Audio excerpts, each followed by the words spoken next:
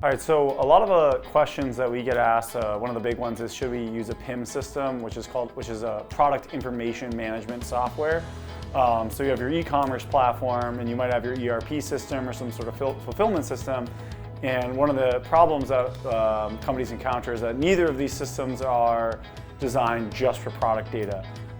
So a lot of times you can kind of get away without one, but I think there's 3 or 4 kind of key things that we see become so critical that you do need a PIM system just for product data. The first is just you need to be selling on a lot of different channels. If you're just selling on e-commerce, you might not need one because you could probably just do all your product data through the e-commerce platform. But if you're selling on eBay, Amazon, Walmart, like maybe all the marketplaces, or other types of retailers that might be using your data, and all of a sudden you're sending data to 10, 20, 30 different places. And all these different places are going to have different requirements for the format of that data, so that becomes a challenge to manage without some sort of software, and that's what PIMs are very good at.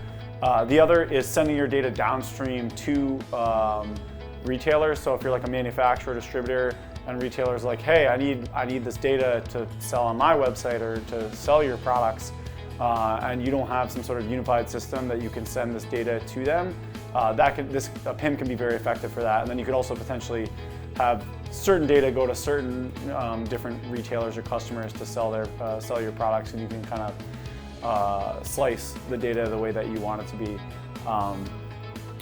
The other is just overall number of SKUs. I mean, I think if you have like one SKU, you probably obviously don't need a PIM, but if you have like thousands of SKUs, it can become a little overwhelming to manage all the data.